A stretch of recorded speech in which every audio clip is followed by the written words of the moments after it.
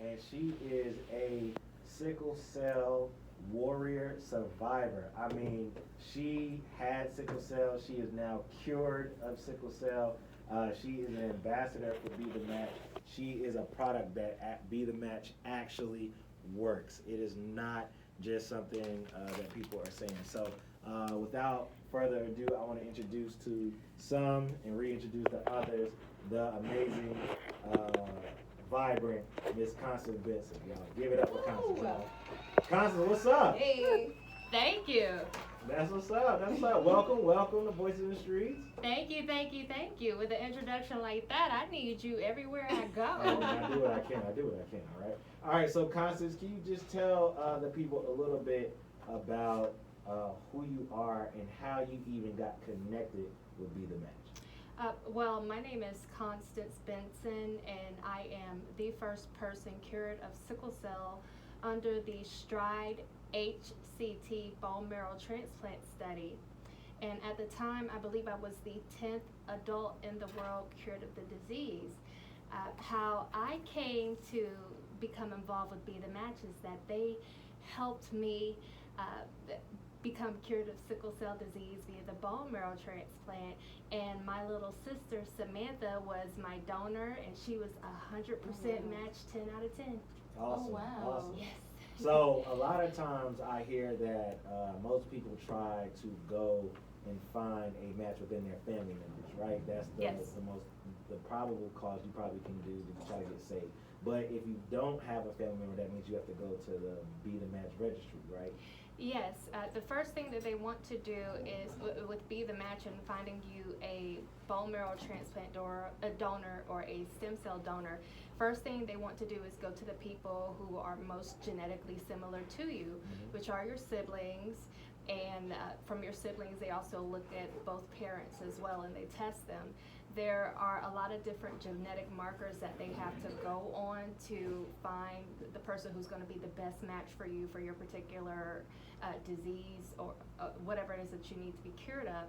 So if they are unable to find it in your immediate genetic circle, then they have to go outside of that circle, and that's where the Be the Match registry becomes involved. It is the largest donor registry in the United States, or is it in the world? No, that's right. And I believe it's in the United States, yeah. In the United States, largest donor registry in the United States. So if you cannot find a donor in your immediate family, your the next best thing that you can do for yourself is to join the Be the Match registry and hopefully find a donor that is on their registry, their website. Yeah, News and Talk 1380 WAOK, Voice in the Streets, Unfiltered. Again, we're talking to Constance Benson. She is a Be the Match ambassador, Be the Match recipient. She was cured from sickle cell through Be the Match. Her sister actually saved her life. Yes, and my sister does not let me live that down. I was going to ask, like, how's that relationship? I mean, obviously it's your sister, but like now that she saved your life, like how is that now with her? Oh, that relationship is awesome. She's my little sister, but you swear up and down because she's the quiet one, and apparently I'm not the quiet one. And you would think that I would actually be the younger sibling, she'd be the older, more mature sibling. It's completely the opposite. And I love my sister, and I love my sister, and I love my brother too. But I love both of them. But with my sister, she likes to throw if I ask her to do something or she asks me to do something, she'll be like, "Hey, can you get that soda for me?" Because she's shorter than me. She'll be like, "Can you get that soda for me?" I'll be like, "Man, I don't feel like it." She'll be like, "I saved your life." And she just throws it back on me, and it's nothing but fun and just laughs, and I love her to death. And then I also love to annoy her a little bit, be like, "I'm not touching you. I'm not touching you." Siblings. Yeah. The whole sibling ordeal, yeah. Yeah, the whole sibling ordeal. I love that little girl, and we have an older brother, and I absolutely love my brother to death as well. Well, let us know, like, how was, with that being your sister, and just for the listeners who don't really know when it comes down to the transplant and everything like that, what was that process like? The process to cure me of sickle cell was, it was emotional. It was definitely a mental, physical, spiritual, everything, it was a big old huge test that became a testimony to me. But it was a test of everything all in one. Because when you get cured of a transplant, they tell you, you know what, you have about 5 years worth of growth to do mentally that your peers had to do. You have all of that growth to condense into 1 year, 2 years. So in my 20s, when my peers were sitting there graduating from college, getting jobs, get fired from those jobs, or quitting, and just learning themselves, I didn't have that opportunity. So it was like drinking water through a fire hose, if you want me to best describe it. But you know what? Even though it was mentally, spiritually, emotionally, it was huge on me. It was a huge weight. I would not trade anything for it, because I know I would not be alive here today. I know that what I went through is not just for me, it's for others. And the success that they had with my bone marrow transplant led them to improving the study, going to another phase, and expanding the study and curing more people who don't have 100% match, who have genetic non-matches. They were able to do that because they had success in experimenting with me. When you get I'm gonna be honest with you, when you're born with sickle cell disease, when you're born with a chronic illness, after a while, you don't really realize it, but you identify yourself as a disease, or at least I did. And I straight up thought I was sickle cell. I was like, I have sickle cell, blah, blah, blah, blah. So the disease was also a part of my identity. And the transplant itself, it wasn't bad. Actually getting the bone marrow was so easy. It was like an IV.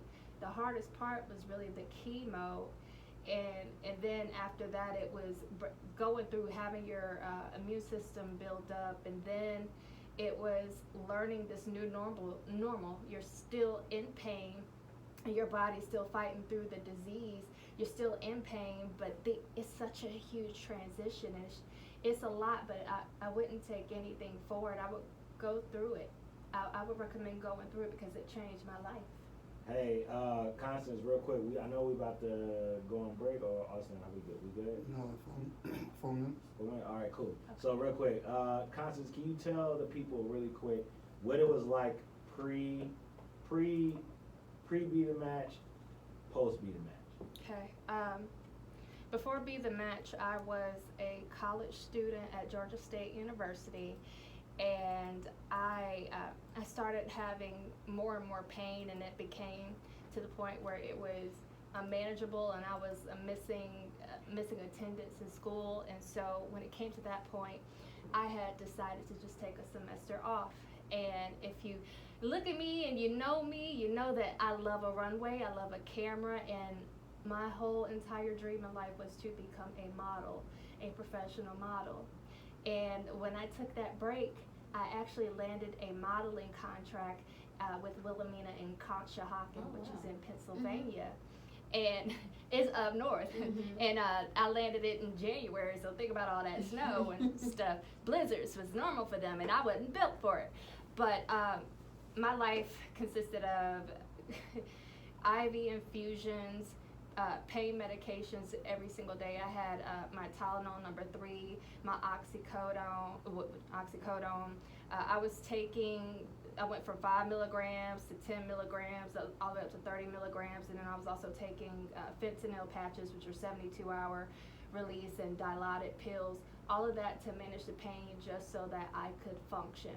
I was in and out of the hospital almost every few weeks. If it wasn't the hospital, I was going into my doctor's office to get hydration therapy and pain therapy so that I can hurry up, get well enough to go back up the road to go model, then come back and do the same thing, get admitted into the hospital or just crash. I did that for about 9 months until my body couldn't take it, and I remember being in a hospital bed, and I got a call from my agents up in Pennsylvania, and they said, hey, you have a big audition in New York for a Wiz Khalifa music video. And I was like, disconnect me from my pills, and from my Dilaudid PCA.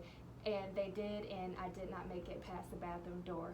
And I knew then that was the end of my modeling career. I knew that was the last time I'd ever speak to my agent. I called them and told them that I had a disease, because I never hid it before, but I told them I had a disease, that I was in a hospital, I couldn't make it, and that was the last time I ever spoke to them. From there, it just went worse. In and out the hospital, hydration therapy, pain, and I really wasn't living.